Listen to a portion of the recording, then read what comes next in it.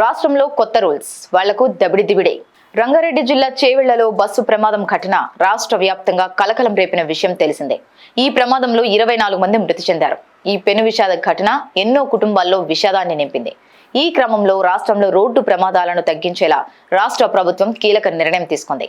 Road ప్రమాదాలు తగ్గించేలా plan of action చేపట్టింది. నిబంధనలు ఉల్లంఘించిన వాహనాలపై కఠిన చర్యలకు పాల్పడింది. అలాగే రవాణా శాఖలో ఎన్ఫోర్స్మెంట్ నిరంతరం ఉండేలా ప్రణాళిక రచించింది.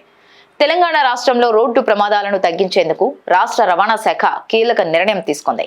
రాష్ట్రంలో రోడ్డు ప్రమాదాలు తగ్గించడానికి రోడ్డు నిబంధనలు ఉల్లంఘిస్తున్న వాహనాలపై కఠిన చర్యలు తీసుకోనుంది. ఈ మేరకు రవాణా శాఖలో నిరంతరం ఎన్ఫోర్స్మెంట్ ఉండేలా ప్రభుత్వం ప్లాన్ ఆఫ్ యాక్షన్ రూపొందించింది.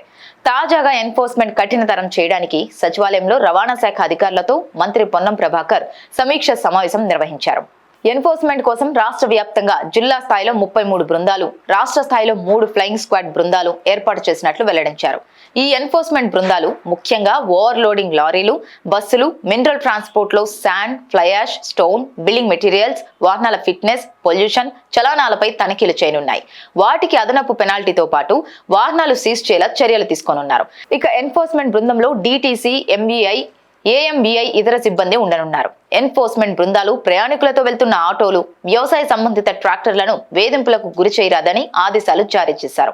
అలాగే త్వరలో రాష్ట్రంలో రోడ్ సేఫ్టీ మంత్ ఏర్పాటు చేయనున్నట్లు మంత్రి పొన్నం ప్రభాకర్ స్పష్టం చేశారు.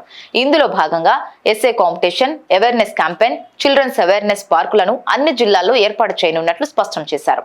రాష్ట్ర వ్యాప్తంగా జిల్లా స్థాయిలో 33 బృందాలు, రాష్ట్ర స్థాయిలో 3 ఫ్లయింగ్ స్క్వాడ్ బృందాలు ప్రతిరోజు ఆకస్మిక తనిఖీలు చేపట్టనున్నాయి.